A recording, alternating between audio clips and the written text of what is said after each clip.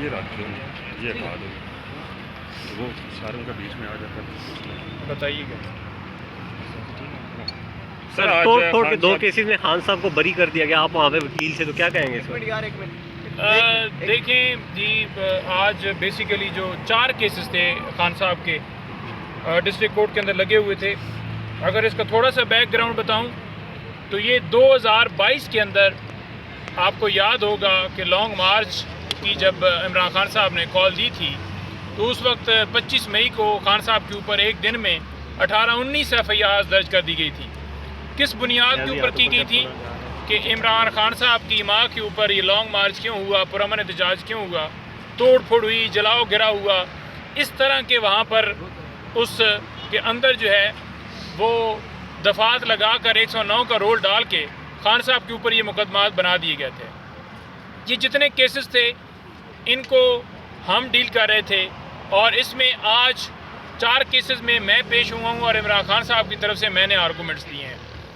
خان صاحب کے حوالے سے میں نے عدالت کو یہ بتایا ہے کہ 109 کا رول ہے ان کے اوپر, لیکن کوئی بتا دیں کہ کوئی اس کے اندر ایویڈنس کے اندر کوئی چیز ملی ہو, کوئی شواہد ملے ہوں, کوئی ہتھیار برآمد ہوا ہو, کوئی رول ایٹریبیوٹ کس طرح سے, کوئی آڈیو کوئی ویڈیو کہ وہ کہہ رہے ہوں کہ آپ اس بلڈنگ کے اوپر حملہ کر دیں یا جلاؤ گھراؤ کر دیں.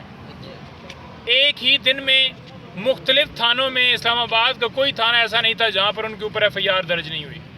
اور صرف قصور کیا ہے جی کہ وہ پرامن احتجاج. دیکھیں نون لیگ ہو, شین ہو یا PPP ہو یا کوئی بھی ہو, انہیں پرامن احتجاج کا پورا حق ہے. وہ جو مرضی ہے کریں, وہ ہائی کورٹ کے اندر گھس کر گملے توڑیں, ہائی کورٹ کی بلڈنگ میں جائیں, سپریم کورٹ کے اوپر حملہ کریں, انہیں کوئی پوچھنے والا نہیں ہے. عمران خان آج 2 مقدمات میں باعزت بری ہو گئے اور عمران خان زندہ باد. اور یہ 2 مقدمات کے علاوہ 2 مقدمات میں عمران خان صاحب کی حد تک فیصلہ محفوظ ہوا ہے. وہ بھی ہم امید رکھتے ہیں کہ وہ 2 مقدمات بھی ان میں بھی عمران خان صاحب باعزت انشاءاللہ تعالی بری ہو جائیں گے. یہ جو مقدمات 4 آج ہوئے تھے اس میں میں نے عدالت کو بتایا کہ دفعہ 144 لگاتے ہوئے سب سے جو ضروری چیز ہے وہ یہ ہوتی ہے کہ آپ نے پہلے اس کی اطلاع دینی ہے, یعنی پبلیکیشن کرنی ہے کہ جناب دفعہ 144 لگائی جا رہی ہے. پھر اس کے اندر جو مدعی بنا ہوا تھا SHO خود ہی مدعی بن کے اس نے FIR درج کر دی اور کوئی چیز ملتی ہی نہیں ہے ریکارڈ کے اوپر. یہ جو سارے کیسز بنائے گئے ہیں انشاءاللہ تعالی کپتان عمران خان اسی طرح سے باعزت بری ہوگا. بنیاد رکھ دی گئی ہے, عدالت نے بڑا بولڈ ڈیسیجن دیا ہے. شائستہ کنڈی صاحبہ انہوں نے اس مقدمے کی سماعت کی ہے, 2 مقدمات جو تھے, اور عمران خان صاحب کو انہوں نے باعزت بری کر دیا ہے. زندہ باد. اب جو باقی مقدمات رہ گئے ہیں 2 آج اور میں امید ہے کہ بری ہو جائیں گے اور یہ کیسز ختم ہونے کی طرف جا رہے ہیں انشاءاللہ تعالی. کل کتنے کیسز ہیں اس وقت تک یہ 9 مئی کے حوالے سے عمران خان کے اوپر؟ دیکھیں جو کل کیسز کی تعداد ہے نا وہ آپ کو پتہ ہے کہ 200 کے قریب کیسز ہیں جس میں 9 مئی بھی شامل ہے.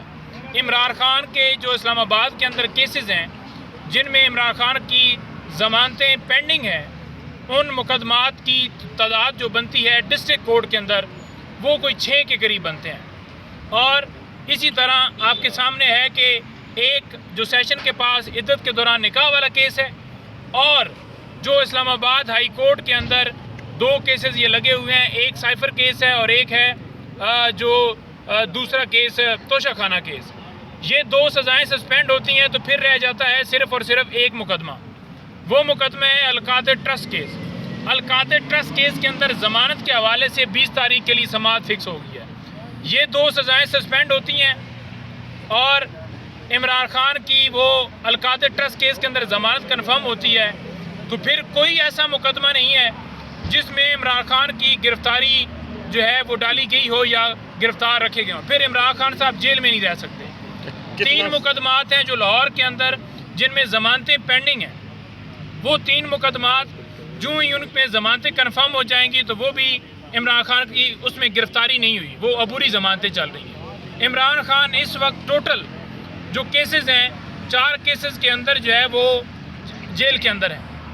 3 کیسز جن میں سزا ہوئی ہے اور ایک کیس ہے توشہ خانہ القادر ٹرسٹ کیس. یہ 3 کیسز سسپینڈ ہوتے ہیں اور القادر میں ضمانت ہوتی ہے، تو خان صاحب کے اوپر کوئی ایسا مقدمہ نہیں ہوگا کہ جو عمران خان کو باہر لانے میں رکاوٹ پیدا سر خان صاحب عید کہاں پہ کریں گے؟ عید کہاں پہ کریں گے خان صاحب؟ لیکن دیکھیں عید کے حوالے سے میں یہ نہیں کہتا کیونکہ اب عدالتوں کے اندر معاملات پینڈنگ ہیں، لیکن میں نے آپ کو اپڈیٹ دی ہے کیسز کی۔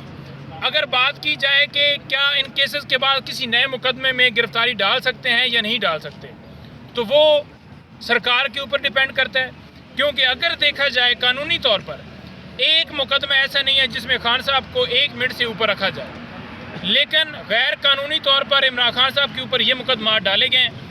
کوئی اور نیا مقدمہ بھی یہ ڈال سکتے ہیں، ان سے کوئی اچھے کی امید نہیں ہے، لیکن ہمیں انہیں بار بار یہ انٹیمیٹ کر رہے ہیں اور ان کو یہ کہہ رہے ہیں جتنی لا قانونیت آپ نے کر لی ہے ملک کے اندر، جو اکانومی کا حشر کر لیا ہے، اب یہ لا قانونیت بند کی جائے۔